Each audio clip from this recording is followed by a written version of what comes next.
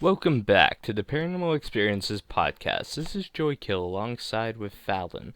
Today we talk about two different experiences in her life. The first one being a scary experience with ghosts in her closet, and the second being an experience of total possession, either by a demon, an entity, or maybe just possession of the mind. We will find out tonight. Fallon, please start.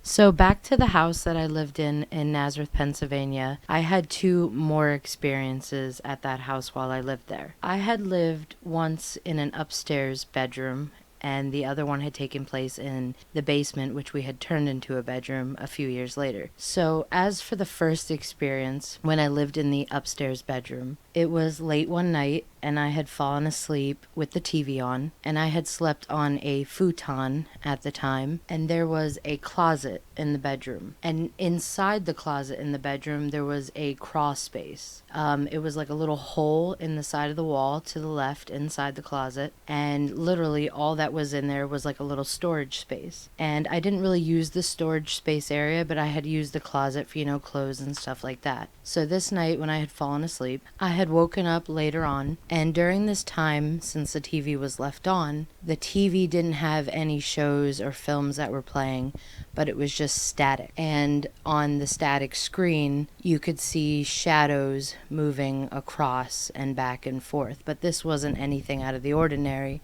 because most static televisions kind of give off that, that image. But the longer I kind of stared at it in the dark, just kind of, laying there trying to go back to sleep, I started to see figures which started to morph into what looked like people walking around the screen as shadow figures. And they would approach the screen at times, and almost I could make out their faces. And of course, I thought, okay, it could just be my mind playing tricks on me. It's, normal, it's late, I'm tired. But then, out of nowhere, I hear these voices of these two little girls coming from my closet. And one little girl says to the other, "Do you think she can hear us?" And then they start laughing. And I remember quickly jumping off the couch, turning on the light, running out of the room, just wanting to get as far away as I possibly could. And after waiting a couple minutes in the hallway, I slowly went back into the room, turned off the television, made my way over to the closet, opened the doors, looked inside, and there was nothing. I was too afraid to look into the crawl space. I was brave enough at least to open the doors. I had felt like that was good enough. I figured I would just bring it up to my mother and, maybe she would kind of explain it to me. Maybe she knew more about the house than I did. But when I had brought it up to her, she didn't know anything about it. She had never heard little girls before in the house. The only figure my mother had seen was the woman in white. But I had never had another experience like that at this house, at least with the little girls, because soon after that, I wanted to move out of that room, and so we ended up turning the basement into my new room. Is this where the second experience occurred? The second experience took place in the basement bedroom, correct? Okay, so then tell us about the second experience of possession. And what kind of possession would you have considered it? Honestly, what makes this experience unique is the fact that during a period of time, I cannot recall what was going on. I had never had an experience like this, like an out-of-body experience before. I do remember kind of looking on the inside out. And what made this a particularly unique situation was that I kind of have to rely on the other person's point of view of what my cousin had told me he had witnessed during this time when I, in a way, blacked out. So when we lived in this house in Nazareth, we lived with two of our cousins at the time. And my younger cousin and I would often hang out in the basement and watch movies and play games or whatever. So we're hanging out just like we usually do. And I had two couches downstairs when I had gotten the basement bedroom. And one was on the left side of the room and the other was in the middle of the room. And I was sitting on the couch in the middle of the room, and I was sitting Indian style up on top of the couch. And I remember one minute my cousin is sitting on the other couch talking to me, and I just start to space out. And this is where it starts to get a little in and out from what I can remember myself. So from my perspective, I remember kind of watching myself sit there and observing the room, but I can't hear anything. And from what I can see, nothing seems out of the ordinary. But then suddenly I notice that my arm starts to feel as if it is burning, as if, it's on fire. And I look down to see why my arm feels like it's on fire. And I notice that I am literally using my own fingernails from my right hand to scratch the flesh off of my left arm. And I'm doing this, and even though I can't stop myself from doing it, I continue and continue as blood just starts to, seep out of my flesh, from all the scratching and digging deeper and deeper and deeper. And I remember at one point, my cousin in my peripheral vision comes running towards me, and he pulls my arm away from my other arm, and he's asking me what I'm doing. Why am I doing that? Stop it.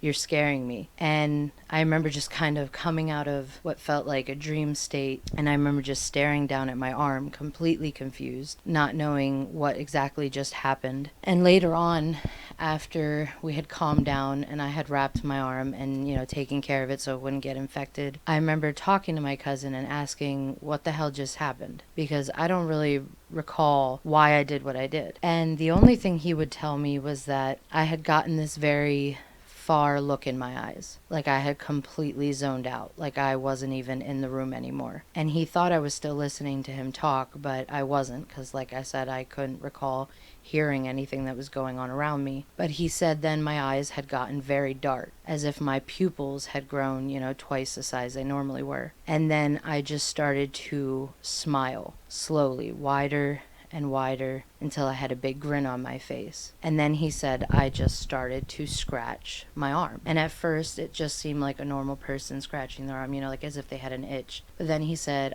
I got rougher, and I started to just dig my nails into my skin, and I had never stopped smiling this entire time.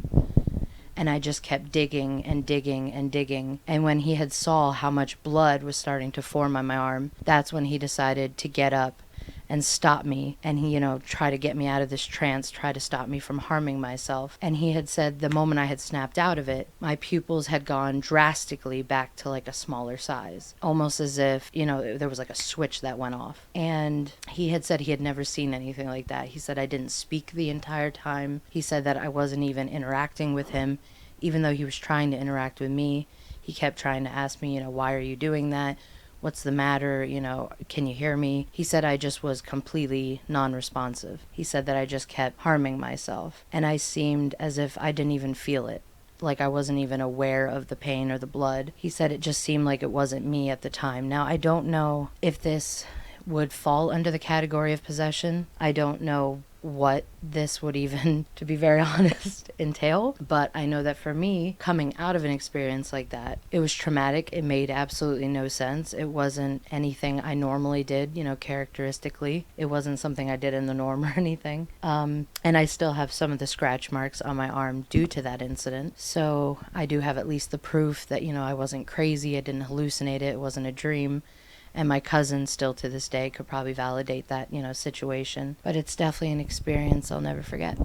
So you're going off of somebody else's experience involving yourself. Is there any evidence that might say that this could be false and maybe he was just messing at you at the current time? You're right. I cannot vouch for what he told me he saw. That was from his perspective. That's what he told me he experienced during this time. However, the things that I can validate were the markings on my arm. I could validate that I had used nothing other than my nails because, like I said, from my point of view, I did look down and see myself scratching myself. It's just I couldn't really feel it. I really couldn't stop it. But aside from even just the markings and the wounds, even though I don't experience what was on the outside, I know that from on the inside, I definitely wasn't in control of myself. Do you feel that this is the same demon that appeared to you in the final part of the key dreams?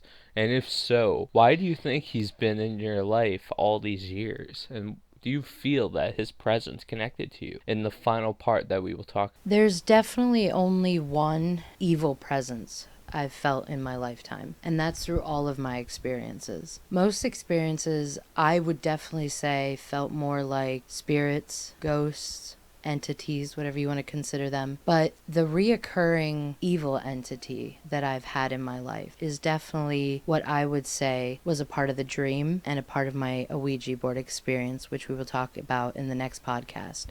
However, I cannot say that that is related to this experience because it's not like I was speaking tongues. It's not like my cousin said he saw a demon. It's not like, there was this evil presence, at least that I felt. I don't know what my cousin felt, but I know that from my perspective, I just felt like I wasn't in control of myself, which is why the easiest way for me to explain this situation was almost like a possession. Now, if you want to believe that only demons can possess the living, well then I guess you can say it was an experience with a demon, maybe the same demon, but there's nothing that substantiates that, and I'm trying to be as honest, upfront, and even skeptical as I possibly can be because, well, that's who I am.